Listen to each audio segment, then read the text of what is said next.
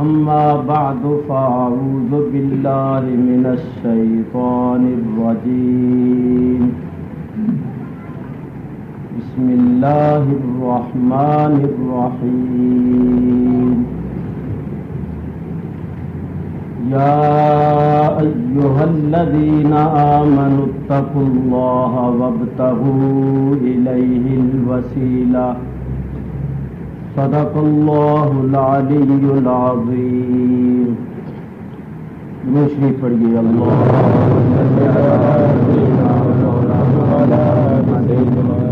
وعلى آل سيدنا ومولانا محمد وأصحاب سيدنا ومولانا محمد وبارك وسلم صلاة وسلاما عليك يا رسول اللہ. حضرات محترم، جمعے کا وقت بہت مختصر ہوتا ہے اور مختصر سے وقت میں مختصر ہی بیان ہو سکتا ہے، تو اس مختصر سے وقت میں ایک دو باتیں آپ حضرات کی خدمت میں عرض کرنی ہیں. ہمارا یہ عقیدہ اور ایمان ہے کہ تمام حاجتوں کا پورا کرنے والا اور تمام مرادوں کا بر لانے والا حقیقی طور پر اللہ تبارک و تعالی ہے. انبیاء و اولیاء درمیان میں ذریعے اور وسیلے اللہ تعالیٰ کی رحمتوں اور برکتوں اور نعمتوں کے ذریعے اور وسیلے انبیاء کرام علیہم السلام اور اولیاء کرام رحمہم اللہ. ہم حقیقی طور پر تمام حاجتوں کو پورا کرنے والا اور تمام نعمتوں کو دینے والا اللہ تعالیٰ کو مانتے ہیں. اگر کوئی نعمت کسی بزرگ کے ذریعے اور وسیلے سے ملے تو اس نعمت کے ملنے کی نسبت جو اس بزرگ کی طرف کی جاتی ہے اس کو کہتے ہیں نسبت مجازی، اور ایک ہے نسبت حقیقی. نسبت مجازی قرآن کریم میں بہت سے مقامات پر آئی ہے. خود اللہ تبارک و تعالی نے ذریعے اور وسیلے کی طرف فعل کی نسبت کی ہے، جیسا کہ اللہ تعالی ارشاد فرماتا ہے انبتت مثل الذین ينفقون اموالهم فی سبیل اللہ کمثل حبہ. آگے فرمایا انبتت. اب انبتت فعل کا فاعل ہے، فعل ہے اگانا اور فاعل ہے وہ دانا حبہ جو آپ نے زمین میں بو دیا. تو اللہ تعالیٰ ارشاد فرماتا ہے کہ وہ دانا اگاتا ہے، حالانکہ حقیقت میں تو اللہ اگاتا ہے، حقیقت میں اگانے والا اللہ ہے، مگر اللہ تعالیٰ اگانے کی نسبت اس دانے کی طرف کر رہا ہے کیونکہ دانا درمیان میں ذریعہ اور وسیلہ ہے. تو اب دانے کی طرف جو نسبت کی گئی اگانے کی اس کو کہتے ہیں نسبت مجازی، کیونکہ دانا درمیان میں ذریعہ وسیلہ ہے، حقیقت میں اگانے والا اور ایک دانے سے 100 دانے بنانے والا اللہ تبارک و تعالی ہے. تو قرآن سے بہت سی مثالیں پیش کر سکتا ہوں، ان مثالوں میں 2 گھنٹے لگ جائیں. میں بتانا یہ چاہتا ہوں کہ ہمارا یہ ایمان ہے کہ حقیقت میں سب کچھ کرنے والا، ساری حاجتیں پوری کرنے والا، مرادیں بر لانے والا اللہ تبارک و تعالی ہے.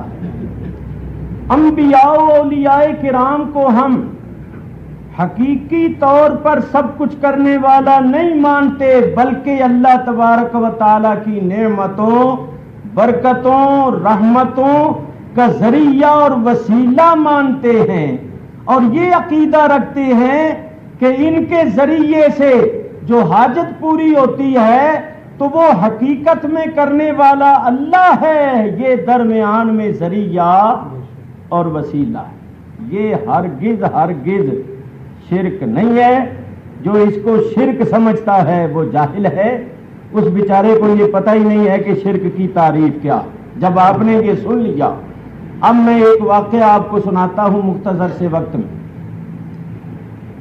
نبی کریم علیہ الصلوۃ والسلام معراج کی رات جب سدرۃ المنتہا پر پہنچے تو سدرۃ المنتہا جبریل کا آخری مقام ہے۔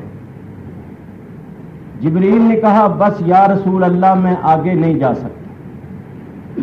حضور نے فرمایا جبریل یہ دوستی کا اصول نہیں ہے، راستے میں ساتھ چھوڑ رہے ہو، گھر سے اٹھا کر لائے ہو تو آگے بھی چلو، راستے میں ساتھ چھوڑ دینا یہ دوستی کا اصول نہیں ہے۔ جبریل امین نے کہا یا رسول اللہ میں آگے جا نہیں سکتا، یہ میری آخری حد ہے، نہ یہاں سے کبھی آگے گیا ہوں اور نہ جا سکتا، اور اگر جاؤں ان تجاوزت احترقت بالنور، اگر یہاں سے آگے تجاوز کروں تو اللہ کے انوار و تجلیات مجھے جلا دیں۔ شیخ سعدی علیہ الرحمہ نے اسی کا ترجمہ کیا کہ جبریل امین نے کہا اگر یکسر موئے برتر پرم فروغ تجلا بسوزد پرم، اگر یہاں سے آگے ایک بال کے برابر بھی بڑھوں تو اللہ کی انوار و تجلیات میرے پروں کو جلا دیں۔ تو حضور میں آگے نہیں جا سکتا، آگے جانا میری ہمت اور طاقت سے باہر ہے۔ حضور نے فرمایا جبریل تیری یہاں انتہا ہوئی ہے، ہماری یہاں سے ابتدا ہو رہی ہے۔ نبی کریم علیہ الصلوۃ والسلام کی تین شانیں، ایک ہے بشری، دوسری ہے ملکی، تیسری ہے حقی۔ تو یہ جو سرکار نے فرمایا کہ میری یہاں سے ابتدا ہو رہی ہے، اس کا مطلب یہ ہے کہ تیری شان ملکی کی یہاں انتہا ہو رہی ہے اور ہماری شان حقیہ کی یہاں سے ابتدا ہو رہی ہے۔ شان بشری، ملکی، حقی، ان تینوں کو اگر تفصیل سے بیان کروں تو وہی بات کہ وقت چاہیے، اور یہاں یہ بڑی مصیبت ہے۔ اس لیے میں تو ان لوگوں سے کہتا ہوں کہ جمعہ مجھ سے نہ پڑھایا کرو، کیونکہ یہاں وقت مقرر کیے ہوئے، اور یہ وقت کوئی اللہ تعالیٰ کی طرف سے مقرر نہیں ہے، لوگوں نے اپنے مفاد کے لیے وقت مقرر کیے ہوئے ہیں۔ حضور کے زمانے میں گھڑیاں نہیں تھیں کہ ایک منٹ ادھر ادھر ہو گیا تو لوگوں نے شور مچانا شروع کر دیا، وہاں گھڑیاں تو نہیں تھیں۔ سورج کو دیکھ کر اور سورج کے ڈوبنے پر اور صبح کے وقت آسمان کو دیکھ کر نماز پڑھتے تھے، 5-10 منٹ ادھر ادھر ہو جانا یہ لازمی چیز ہے۔ مگر یہاں لوگ وقت کے بڑے پابند ہیں، اور وقت کی پابندی کرنی چاہیے، میں اس کا مخالف نہیں ہوں۔ ڈرتا یہ ہوں کہ اب کس چیز کو شروع کروں اور کس چیز کو پورا کروں۔ تو بہر صورت جبریل نے کہا یا رسول اللہ میں آگے نہیں جا سکتا، اگر آگے جاؤں تو اللہ کی انوار و تجلیات میرے پروں کو جلا دیں۔ حضور علیہ الصلوۃ والسلام نے ارشاد فرمایا جبریل ہم اللہ کی بارگاہ میں جا رہے ہیں، تمہاری اللہ سے کوئی حاجت ہو، کوئی مراد ہو، کوئی آرزو رکھتے ہو تو بتاؤ ہم اللہ سے پوری کروا دیں۔ پہلے میں حوالہ پیش کر لوں کہ یہ لکھا ہوا کہاں ہے، کوئی بعد میں یہ نہ کہے کہ یہ اپنی طرف سے باتیں کرتے رہتے ہیں۔ امام قسطلانی شارح صحیح بخاری جو حدیث کے بہت بڑے امام ہیں، انہوں نے نبی کریم علیہ الصلوۃ والسلام کی سیرت طیبہ پر ایک کتاب لکھی ہے۔ اس کتاب کی اسلام میں نظیر نہیں ہے، جتنے لوگوں نے بھی اس کے بعد سیرت کی کتاب لکھی ہے وہ اسی کتاب سے لکھی ہے۔ مولوی اشرف علی صاحب تھانوی نے حضور کی سیرت پر کتاب لکھی ہے نشر الطیب، ساری اسی میں سے ہی نقل کی ہے۔ اس اصل کتاب کا نام ہے مواہب اللدنیہ، اس کے اندر یہ واقعہ لکھا ہوا ہے جو میں آپ کو سنا رہا ہوں. سنو غور سے. حضور علیہ الصلوۃ والسلام نے جبریل امین سے فرمایا جبریل اللہ سے تمہاری کوئی حاجت ہو، کوئی مراد ہو، کوئی آرزو ہو تو مجھے بتاؤ، میں اللہ سے پوری کروا دوں. میں آج اللہ کی بارگاہ میں جا رہا ہوں، اللہ تعالیٰ نے خاص طور پر بلایا ہے، شان و شوکت سے بلایا ہے، تو تمہاری کوئی مراد ہو تو بتاؤ میں اللہ سے پوری کروا دوں.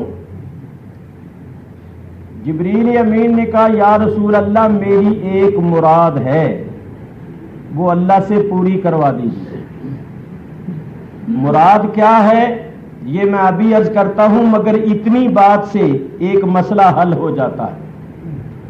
حضور کا یہ فرمانا کہ جبریل تیری کوئی حاجت ہو تو بتاؤ ہم اللہ سے پوری کروا دیں گے، اس بات کی روشن دلیل ہے کہ حضور اللہ تعالیٰ سے لوگوں کی حاجتیں پوری کرواتے ہیں اور کروا سکتے ہیں.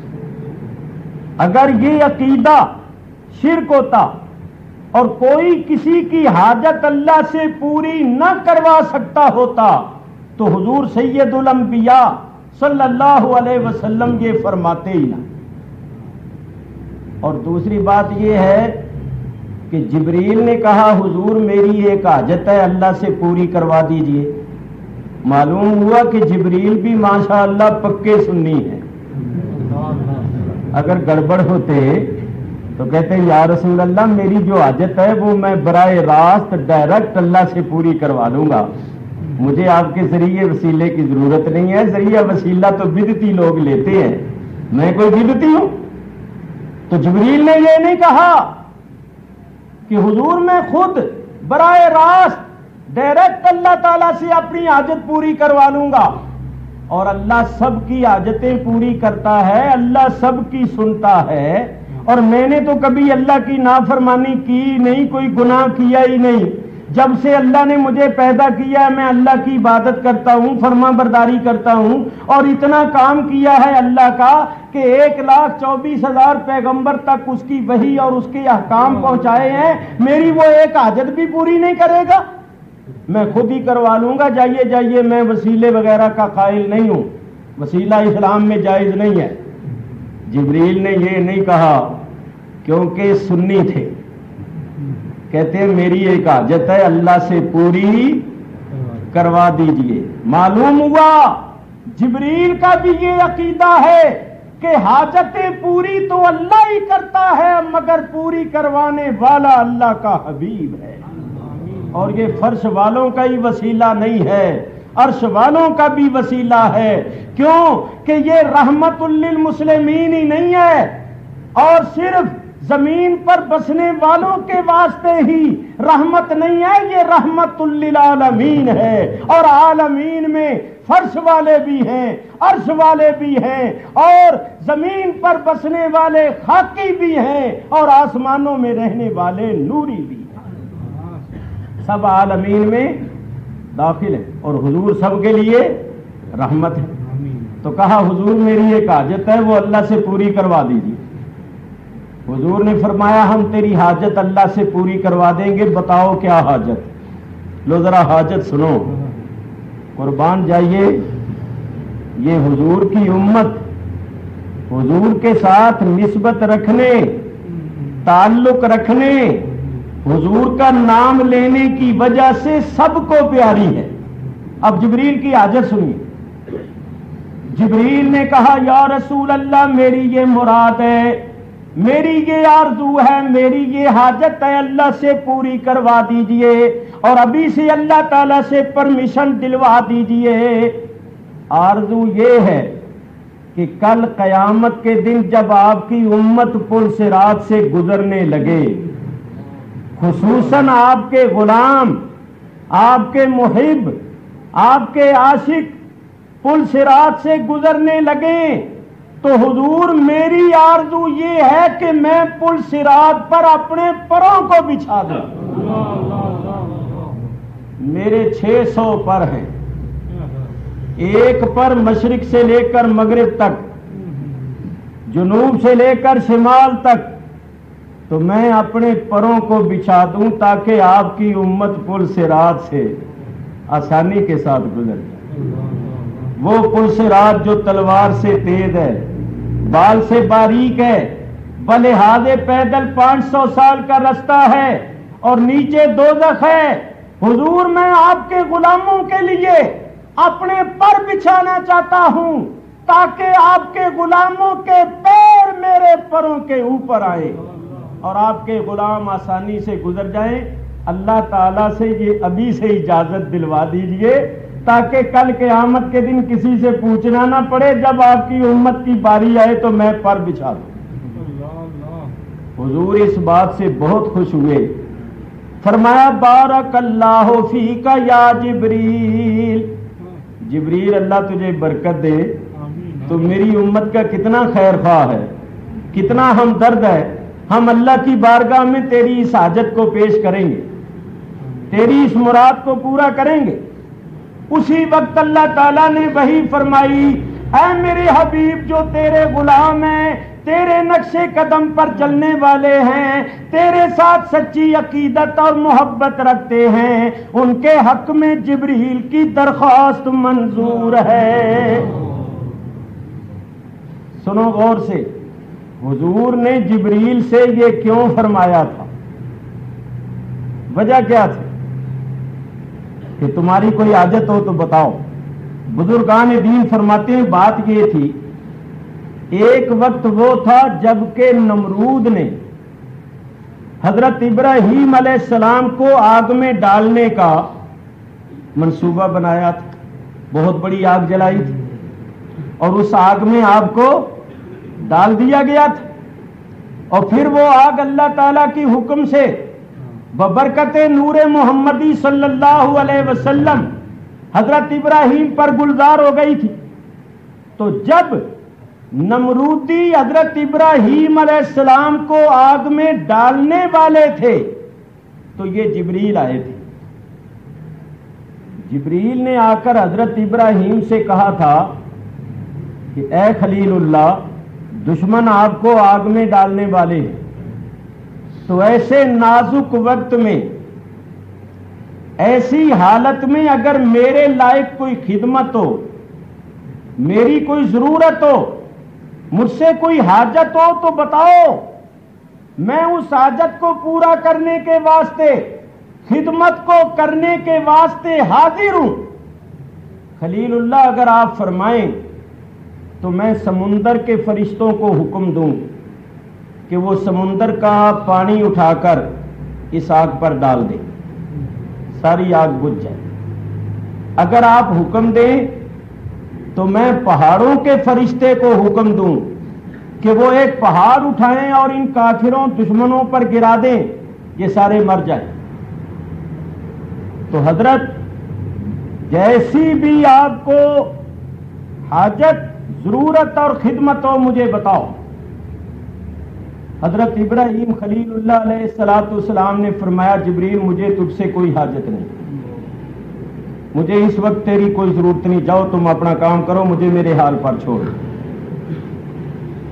اگرچہ حضرت ابراہیم خلیل اللہ نے جبریل سے کوئی حاجت نہیں لی، ان کی کوئی خدمت اس وقت قبول نہیں فرمائی، مگر انہوں نے اپنی خدمات پیش کر کے خلیل اللہ پر ایک قسم کا احسان تو کر دیا یا نہیں کر دیا؟ کر دیا۔ اگر کسی پر کوئی ایسا وقت آ جائے تو چھوٹا جا کر کہے کہ حضور میرے لائق جو بھی خدمت ہو، جو میں کر سکتا ہوں اس کے لیے حاضر ہوں، تو آپ اگرچہ اس سے کوئی خدمت نہ لیں، مگر اس نے یہ کہہ کر آپ پر احسان کر دیا یا نہیں کر دیا؟ کر دیا۔ تو جبریل نے یہ کہہ کر کہ اے خلیل اگر کوئی حاجت ہو تو مجھے بتاؤ، احسان کر دیا۔ جبریل نے خلیل اللہ پر یہ احسان کیا تھا کہ میرے لائق کوئی خدمت ہو تو مجھے بتاؤ۔ تو نبی کریم علیہ الصلوۃ والسلام نے جبریل سے کہا جبریل ایک وقت وہ تھا کہ تو نے میرے جد امجد، میرے دادا جان، ابراہیم خلیل اللہ پر یہ کہہ کر احسان کیا تھا کہ اے خلیل اللہ کوئی حاجت ہو تو مجھے بتاؤ. آج میں تم سے کہتا ہوں کہ تیری کوئی حاجت ہو، تمہاری کوئی حاجت ہو تو مجھے بتاؤ تاکہ میرے دادے پر جو تمہارا احسان ہے اس کا بدلہ ہو جائے،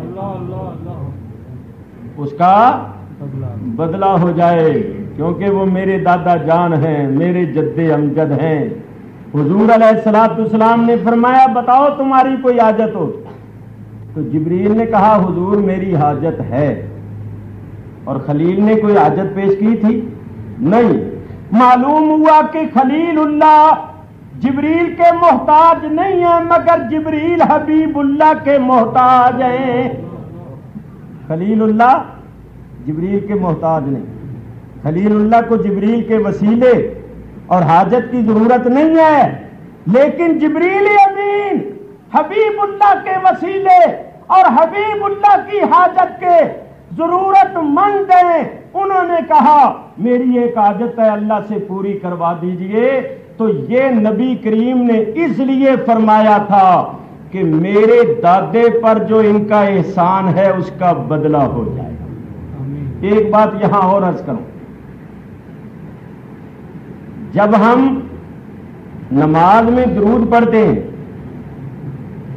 تو کہتے ہیں کما صلیت علی ابراہیم وعلی آل ابراہیم. یہ کیوں کہتے ہیں؟ یہ حضور نے کیوں فرمایا؟ 1,24,000 پیغمبر ہوئے، ابراہیم علیہ السلام کا نام کیوں لیا؟ دوسرے بھی تو اللہ کے نبی ہیں، اولو العزم رسول ہوئے، حضرت آدم کا نام لیتے، وہ سب کے باپ ہیں، ابو البشر ہیں. تو یہ کیا بات ہے کہ نوح علیہ السلام کا نام نہیں لیا، آدم علیہ السلام کا نام نہیں لیا، موسیٰ علیہ السلام کا نام نہیں لیا، ابراہیم علیہ السلام کا نام کیوں لیا؟ اس کی وجہ علماء بیان فرماتے ہیں کہ ابراہیم علیہ السلام نے نبی کریم کے لیے دعا مانگی. نبی کریم کے لیے دعا مانگی. کیا دعا مانگی؟ ربنا وبعث فیہم رسولا منہم یتلو علیہم آیاتک ویعلمہم الکتاب والحکمت ویزکیہم انک انت العزیز الحکیم. اے اللہ میری اولاد میں ایک نبی مبعوث فرما جو ان پر تیری آیتیں تلاوت کرے اور ان کو کتاب و حکمت سکھائے اور ان کو پاک کرے. بے شک تو غالب حکمتوں والا ہے. ابراہیم خلیل اللہ نے دعا فرمائی یا اللہ اس رسول کو بھیج جس رسول کے دم قدم کی ساری بہاریں ہیں. وہ رسول آئے تو وہ لوگوں پر تیری آیتیں تلاوت کرے، کتاب و حکمت سکھائے اور نظر کرم کر کے ان کے ظاہر و باطن کو پاک کرے. تو اس میں حضور کے لیے بھی دعا ہے کہ یا اللہ حضور کو بھیج، اور حضور کے غلاموں اور ماننے والوں کے واسطے بھی دعا ہے کہ وہ رسول ان کو کتاب و حکمت سکھائے گا، ان کو پاک کرے گا، تو ان کا فائدہ بھی ہوگا کہ وہ پاک ہو جائیں گے کفر و شرک وغیرہ سے، گمراہی سے، اور کتاب و حکمت کی تعلیم سے مالا مال ہو جائیں گے. تو حضور کے لیے بھی دعا ہو گئی، ہمارے لیے بھی دعا ہو گئی. بولو اگر حضرت ابراہیم خلیل اللہ دعا نہ بھی کرتے تو کیا حضور نے نہیں آنا تھا؟ حضور نے یقیناً آنا تھا، کیونکہ حضور باعث ایجاد دو عالم. حضور نہ ہوتے تو کچھ بھی نہ ہوتا. حضور نہ ہوتے تو نہ آدم علیہ السلام ہوتے، نہ نوح علیہ السلام ہوتے، نہ ابراہیم علیہ السلام ہوتے، نہ زمینیں ہوتی، نہ آسمان ہوتے، کچھ بھی نہ ہوتا اگر حضور نہ ہوتے. تو حضور کی خاطر کل کائنات پیدا ہوئی ہے، اور حضور کسی کے دعا کرنے سے نہیں پیدا ہوئے۔ ہاں، ابراہیم خلیل اللہ نے دعا کر کے اپنا نام طالبوں میں، چاہنے والوں میں لکھوا لیا کہ میرا نام بھی طلبگاروں میں اور چاہنے والوں میں آ جائے۔ آنا تو اس نبی نے ضرور ہے، تو میں دعا کروں گا تو میرا نام بھی طلبگاروں میں آ جائے گا، اور وہ آنے والا جو آئے گا وہ سب کے لیے رحمت بن کر آئے گا، تو وہ مجھے اس دعا کا بدلہ بھی ضرور دلائے گا۔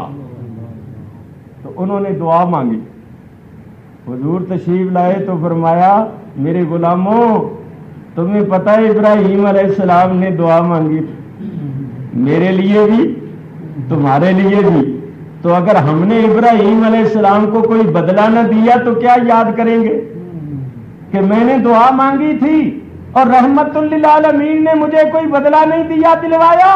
اور انہوں نے تو ایک مرتبہ دعا مانگی ہے، تم قیامت تک جب نماز میں مجھ پر درود سلام پڑھو تو ساتھ ابراہیم علیہ السلام کا بھی نام لو، تاکہ ابراہیم کی روح خوش ہو جائے کہ میں نے تو ایک دعا کی، کملی والے نے مجھ پر کروڑوں درود و سلام پڑھا دی۔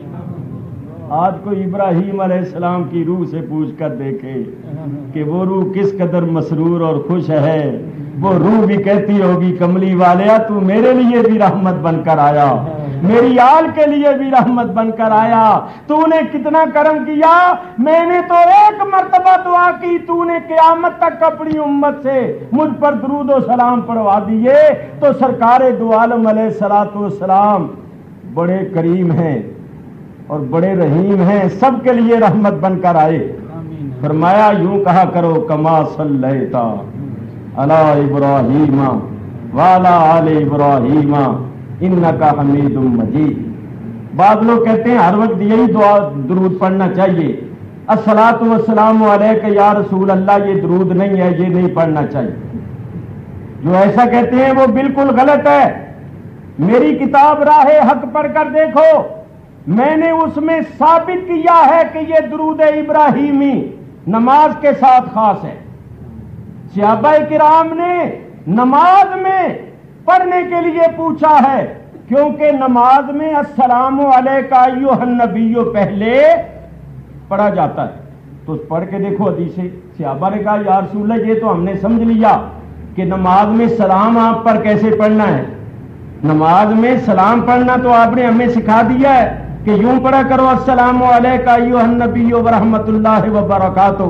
اب بتائیے فکیف نصلی علیک اذا نحن صلینا فی صلاتنا، یا رسول اللہ جب ہم نماز پڑھیں تو نماز میں درود آپ پر کیسے پڑھیں، یہ تو ہم نے سمجھ لیا ہے کہ سلام کیسے پڑھنا۔ تو حضور نے فرمایا اللہم صلی علی محمد، یہ جو درود ابراہیمی تو یہ نماز کے ساتھ خاص ہے۔ اس کی وجہ کیا ہے؟ اگر آگے پیچھے آپ درود یہ پڑھیں گے تو اس میں صرف صلاۃ کا ذکر ہے، سلام کا نہیں ہے۔ اللہم صلی علی محمد وعلی آل محمد کما صلیت علی ابراہیم وعلی آل ابراہیم انک حمید مجید بولو، اس میں سلام کا لفظ آیا، اور اللہ تو فرماتا ہے صلو علیہ وسلموا، میرے حبیب پر صلاۃ بھی بھیجو اور سلام بھی بھیجو، دو چیزوں کا حکم ہے۔ تو تمام علماء نے لکھا ہے کہ نماز میں حضور نے اس لیے اس درود کو تعلیم فرمایا کہ نماز میں سلام پہلے پڑھا جاتا ہے، السلام علیک ایھا النبی، تو حضور نے فرمایا السلام علیک ایھا النبی، جب تم نے پڑھ لیا تو وسلموا پر تو عمل ہو گیا، تو اب اللہم صلی علی پڑھ کر صلو پر عمل کر لیا کرو، دونوں چیزوں پر عمل ہو۔ لیکن آگے پیچھے ایسا درود پڑھو جس میں صلاۃ کا لفظ بھی ہو اور سلام کا لفظ بھی ہو، تو الصلاۃ والسلام علیک یا رسول اللہ، تو اس آیت کی پوری تعمیل ہے۔ صلو کی تعمیل الصلاۃ، اور وسلموا کی تعمیل السلام، اور علیہ کی تعمیل علیک یا رسول اللہ۔ اور بعض لوگ یہ کہتے ہیں کہ یہ درود اکاڑوی نے آ کر یہاں جاری کر دیا ہے، اکاڑوی نے جاری نہیں کیا، مولوی اشرف علی صاحب تھانوی بھی یہ درود پڑھا کرتے، یہی درود پڑھتے۔ شکر النعمت بذکر رحمت ان کی کتاب اٹھا کر لاؤ، میں ابھی نکال کر دکھاتا ہوں. سارے دیوبند کی علماء جو تبلیغی جماعت کے سب بڑے ہیں، مولوی رشید احمد گنگوئی، مولوی حسین احمد ٹانڈوی، مولوی محمد قاسم نانوتوی، جتنے بھی دیوبند کے علماء ہیں ان سب نے لکھا ہے، ان کی کتاب ہے الشہاب الثاقب، اس کے اندر لکھا ہوا ہے مولوی حسین احمد جن کو یہ مدنی کہتے ہیں، وہ کہتے ہیں ہمارے اور دیوبند کے سارے علماء الصلاۃ والسلام علیہ السلام نے حضور کے آنے کی بشارت دی. حضور حضرت عیسیٰ نے بشارت دی. کیا کہا کہ میں آیا ہوں، کیوں آیا ہوں، میرے آنے کا مقصد کیا ہے؟ مصدقا لما بین یدی ومبشرا برسول یاتی من بعد اسمہ احمد. میں اس لیے آیا ہوں کہ تورات کی تصدیق کروں، تورات کی تصدیق کروں کہ وہ اللہ کی سچی کتاب، اور اس لیے آیا ہوں کہ تمہیں خوشخبری دوں کہ میرے بعد جو رسول تشریف لانے والا ہے اس کا نام ہے احمد. عیسیٰ علیہ السلام نے محمد نام کیوں نہیں بتایا؟ کیا وجہ ہے بھلا؟ حضور علیہ السلام فرماتے ہیں انا احمد فی السماء و محمد فی الارض. حضور فرماتے ہیں آسمانوں میں میرا نام احمد ہے اور زمین میں میرا نام محمد. تو آسمانوں میں حضور کا نام کیا ہے؟ احمد. وہاں احمد کے نام سے مشہور ہے، اور عیسیٰ علیہ السلام ہے آسمانی، آسمان سے آئے تھے، اسی واسطے ہجرت کر کے آسمانوں میں چلے گئے. تو انہوں نے وہ نام بتایا جو آسمانوں میں مشہور تھا. گویا حضرت عیسیٰ نے حضور کا نام احمد بتا کر اپنی حیثیت کو بھی ظاہر کر دیا کہ میں آسمانی ہوں. جو آسمانوں میں حضور کا نام مشہور ہے وہ بتا رہا. تو میرے بزرگوں اور دوستو، اس حضرت عیسیٰ نے حضور کے آنے کی بشارت دی کہ میرے بعد وہ رسول تشریف لا رہا ہے جس کا نام ہے احمد. بولو اگر حضرت عیسیٰ بشارت نہ دیتے تو حضور نے آنا نہیں تھا؟ یقیناً آنا تھا. حضور نے تو لازمی آنا تھا، حضور ہی تو اصل مقصود ہے. مگر حضرت عیسیٰ علیہ السلام بھی حضور علیہ السلام کا تعارف کرانے والوں میں، حضور کی خوشخبری دینے والوں میں ہو گئے، اپنا نام لکھا لیا. تو حضور نے فرمایا عیسیٰ نے ہمارے آنے کی بشارت دی ہے تو کیا یاد کریں گے کہ رحمت للعالمین نے کوئی بدلہ نہیں دلوایا؟ میں نے تو ان کے آنے کی خوشخبری دی اور انہوں نے کوئی بدلہ نہیں دلوایا. تو سنو ذرا، یہودیوں نے کیا تہمت لگائی تھی حضرت عیسیٰ پر اور حضرت عیسیٰ کی ماں پر؟ معاذ اللہ، یہودیوں نے تہمت لگائی کہ حضرت مریم نے بدکاری کی ہے، برائی کی ہے کسی سے، اور اس برائی کے نتیجے میں یہ پیدا ہوئے. اندازہ کرو یہ کتنی گھناؤنی تہمت ہے. جس پاک دامن عورت پر یہ تہمت لگے کہ اس نے برائی کی اور برائی کے نتیجے میں بچہ پیدا ہوا، تو اس عورت کو کتنی تکلیف ہوتی. اور عورت بھی حضرت مریم جیسی ہیں، ان پر یہودیوں نے تہمت لگائی معاذ اللہ. حضرت مریم پر زنا کی تہمت لگائی اور حضرت عیسیٰ کو معاذ اللہ ثم معاذ اللہ نقل کفر نباشد انہوں نے حرامی قرار دی. تو نبی کریم تشریف لائے. نبی کریم علیہ السلام نے تشریف لا کر فرمایا وَأُمُّهُ صِدِّيقَةٌ. عیسیٰ کی والدہ مریم تو صدیقہ ہیں، صدیقہ ہیں. اور تم جانتے ہو ان کی شان کیا ہے؟ ان کی شان یہ ہے کہ وَاصْطَفَاكِ عَلَىٰ نِسَاءِ الْعَالَمِينَ. اللہ تعالیٰ نے حضرت مریم کو دنیا جہان کی عورتوں پر برگزیدہ بنایا. اور حضور نے فرمایا تم جانتے ہو مریم کی کیا شان ہے؟ مریم ان 4 عورتوں میں ایک ہیں جو 4 عورتیں جنت کی عورتوں کی سردار ہیں.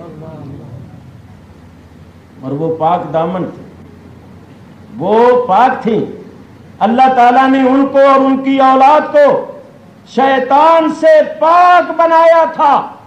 اور عیسیٰ علیہ السلام کے متعلق بھی فرمایا کہ ہوا روح اللہ و کلمۃ اللہ القاہا الی مریم، کہ وہ اللہ کے کلمے ہیں، اللہ کی روح ہیں، اللہ کے بندے ہیں.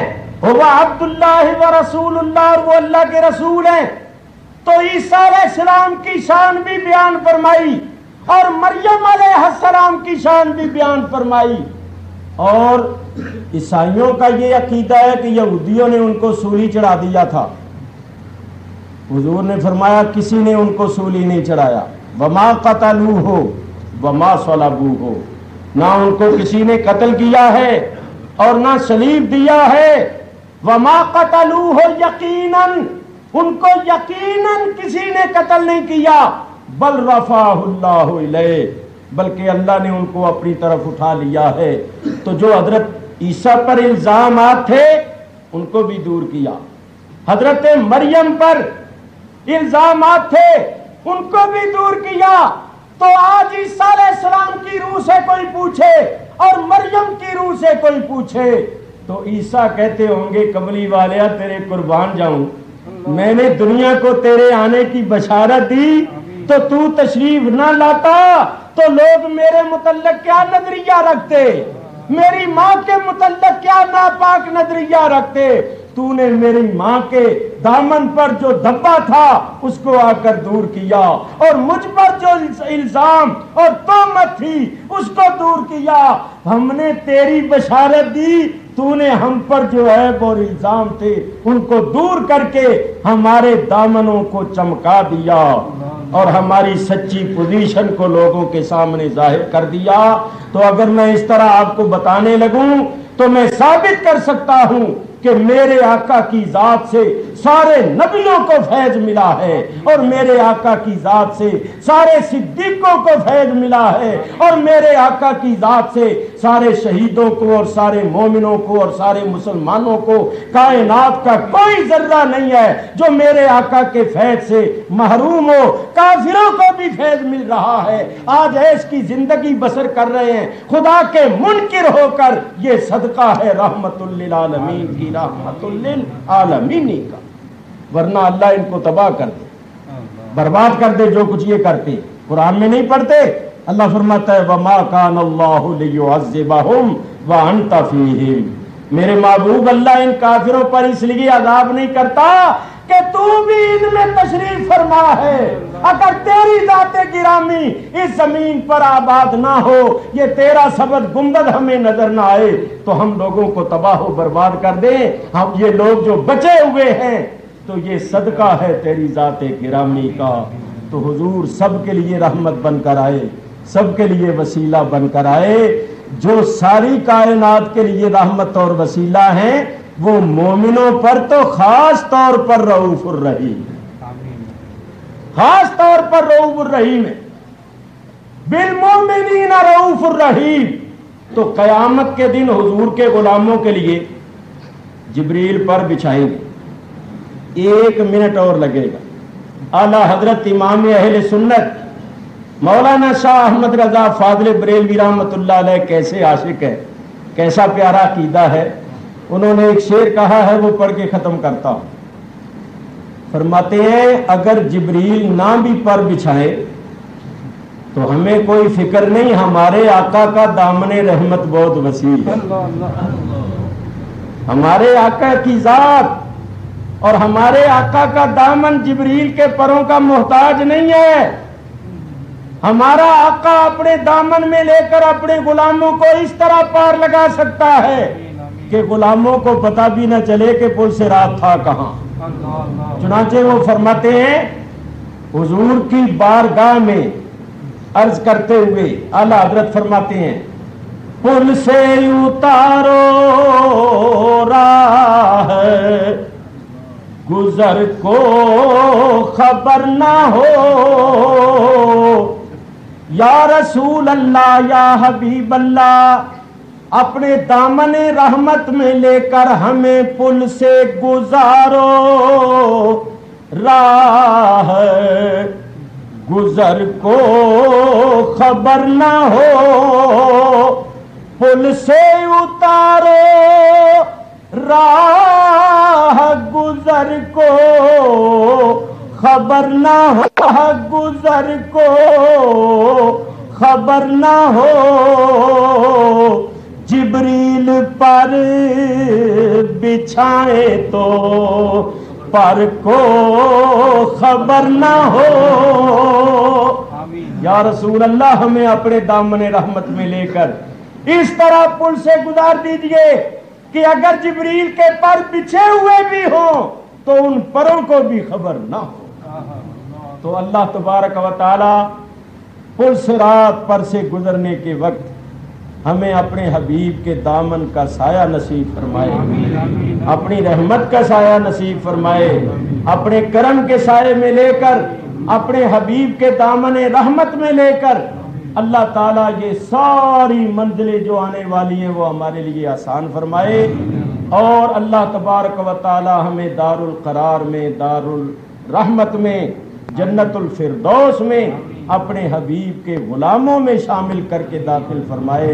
وآخر دعوانا الحمدللہ رب العالمین۔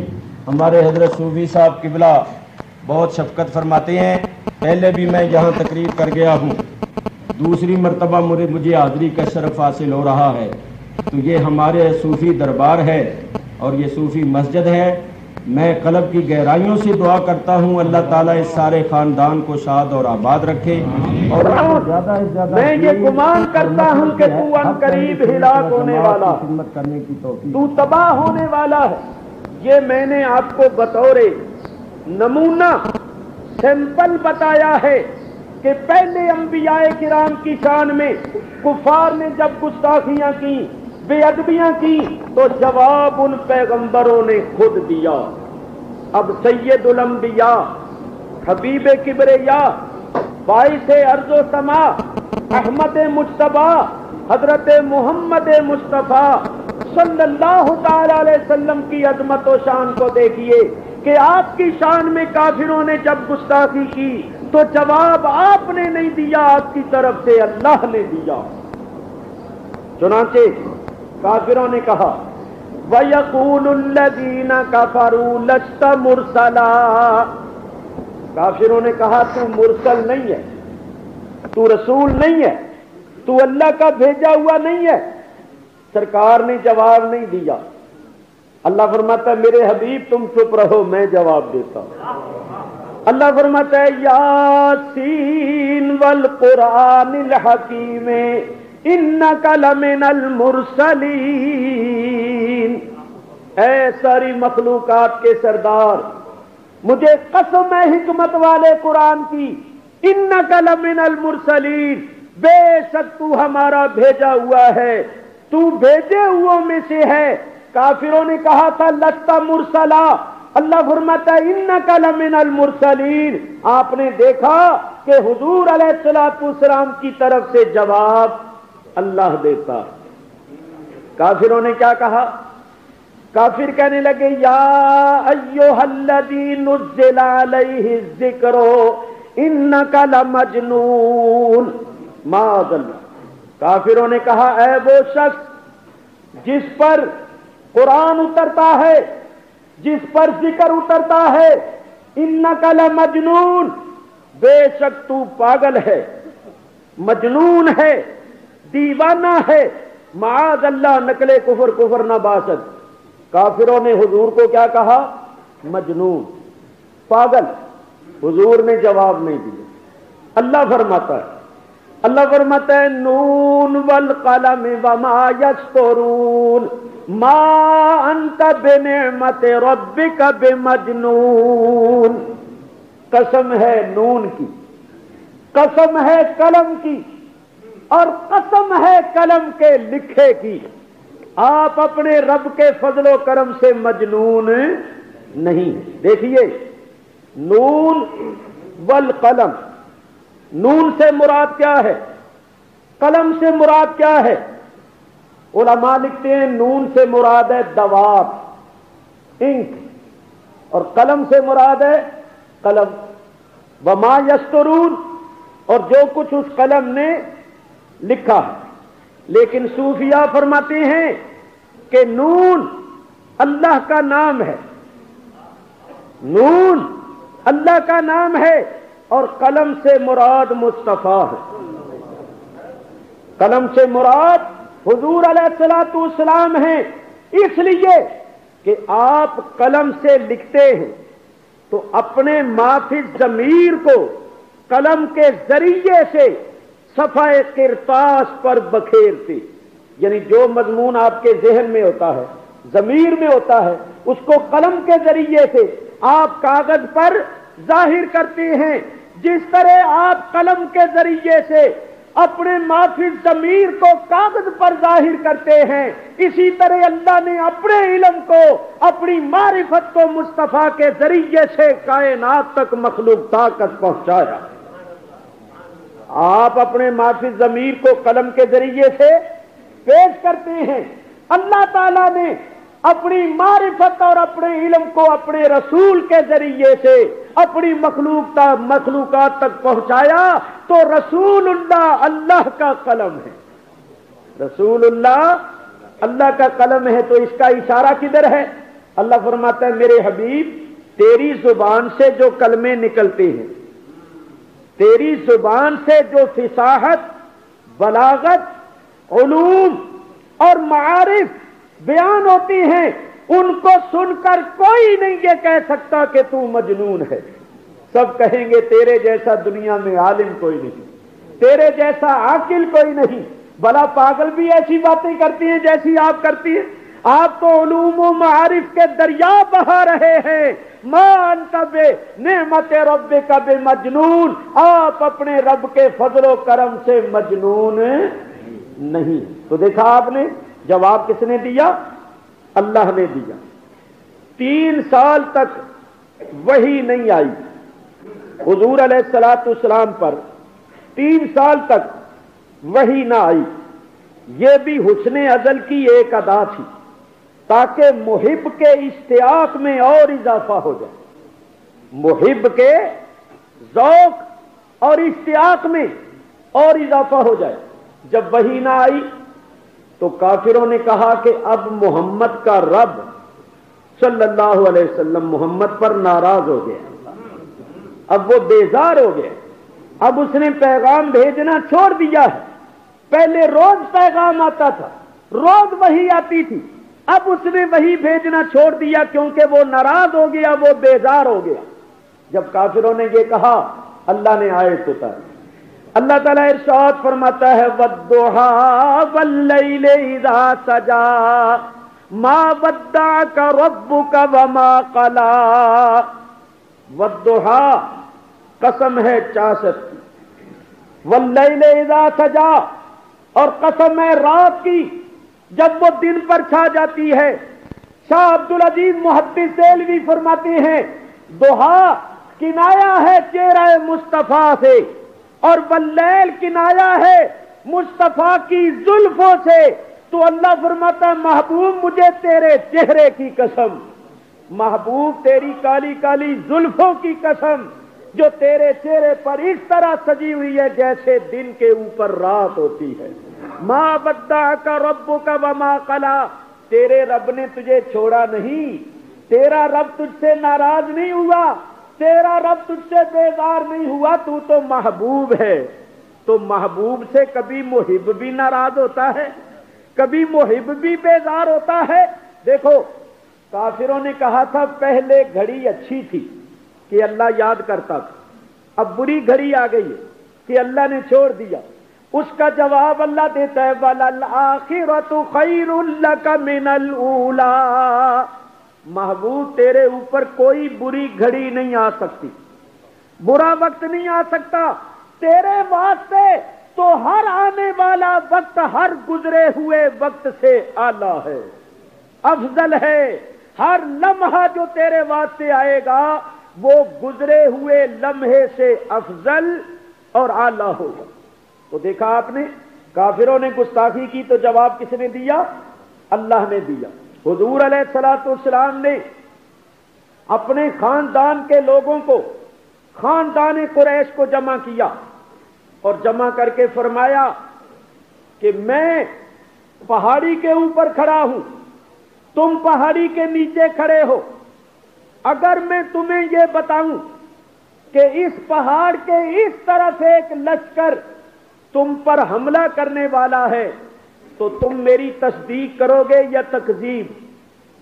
انہوں نے کہا کہ ہم تیری تصدیق کریں گے کیونکہ تو نے کبھی جھوٹ بولا ہی نہیں، تو صادق ہے، امین ہے، ہمیشہ سچ بولتا ہے۔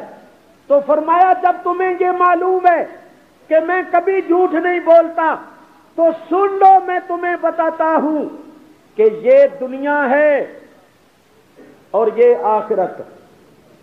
میں پہاڑی کے اوپر کھڑا ہوا، تم نیچے کھڑے، تمہاری نظر ادھر ہے ادھر نہیں، کیونکہ درمیان میں پہاڑی آئے گا، اور میں پہاڑی کے اوپر کھڑا ہوا ادھر بھی دیکھتا ہوں ادھر بھی دیکھتا ہوں۔ اسی طرح میں دنیا میں رہتے ہوئے دنیا کو بھی دیکھتا ہوں، آخرت کو بھی دیکھتا ہوں۔ جو میں دیکھتا ہوں وہ تم نہیں دیکھتے ہو۔ انی ارا ما لا ترون، تم صرف دنیا کو دیکھتے ہو، میں دنیا کو بھی دیکھتا ہوں، اس کے ساتھ آخرت کو بھی دیکھتا ہوں۔ اور تمہیں بتاتا ہوں کہ اگر تم یہ بت پرستی نہیں چھوڑو گے، اللہ پر ایمان نہیں لاؤ گے، مجھے اس کا رسول نہیں مانو گے، میری تعلیمات پر عمل نہیں کرو گے تو تم ہلاک ہو جاؤ گے، عذاب کے مستحق ہو جاؤ گے۔ لہذا اللہ پر ایمان لاؤ اور مجھے اس کا رسول مانو۔ جب حضور نے یہ کہا تو حضور کا چچا ابو لہب کہنے لگا تبا لکا، تیرے ہاتھ ٹوٹ جائے، کیا تو نے ہمیں اس لیے جمع کیا تھا؟ تیرے ہاتھ ٹوٹ جائے۔ یہ کس نے کہا؟ ابو لہب، کہ اے محمد صلی اللہ علیہ وسلم تیرے ہاتھ ٹوٹ جائیں۔ حضور نے کوئی جواب نہیں دیا۔ اللہ فرماتا ہے تبت یدا ابی لہب و تب، دونوں ہاتھ ٹوٹ گئے ابو لہب کے اور وہ ہلاک ہو گئے۔ حضور نے جواب نہیں دیا، اللہ نے جواب دیا، اللہ نے جواب دیا۔ حضور علیہ الصلوۃ والسلام کا بیٹا ابراہیم انتقال کر گئے، دو بیٹے پہلے انتقال کر گئے تھے، حضرت قاسم، حضرت عبداللہ جن کا لقب تھا طیب و طاہر، تیسرے بیٹے حضرت ابراہیم بھی انتقال کر گئے۔ ولید بن مغیرہ اور بعد کافروں نے یہ کہا کہ معاذ اللہ محمد اب ابتر ہو گیا ہے۔ معاذ اللہ، ابتر اس کو کہتے ہیں جس کی نسل منقطع ہو جائے، جس کا پیچھے کوئی نہ رہے، نام لینے والا کوئی نہ رہے۔ تو کافروں نے کیا کہا کہ معاذ اللہ محمد اب ابتر ہو گئے، ان کا کوئی بیٹا نہیں رہا، اب ان کی نسل نہیں چلے گی، ان کا نام لینے والا کوئی نہیں رہے گا، ان کا نام مٹ گیا، معاذ اللہ۔ جب انہوں نے یہ کہا حضور نے کوئی جواب نہیں دیا۔ اللہ تعالیٰ فرماتا ہے، اللہ تعالیٰ ارشاد فرماتا ہے انا اعطیناک الکوثر، بے شک ہم نے آپ کو کوثر عطا کر دیا، فصل لربک وانحر، تو آپ اپنے رب کے لیے نماز پڑھیے اور قربانی کیجیے۔ ان شانئک ھو الابتر، بے شک ابتر وہ ہے جو آپ کا دشمن ہے، جو آپ کے ساتھ بغض رکھتا ہے، جو آپ کی شان میں گستاخی اور بے ادبی کرتا ہے۔ اللہ فرماتا ہے ابتر تو وہ ہے۔ دیکھا آپ نے، جواب اللہ نے دیا، لیکن انداز دیکھیے، اللہ پہلے نبی کریم کی شان بیان کرتا ہے، انا اعطیناک الکوثر، کوثر کے معنی ہے خیر کثیر۔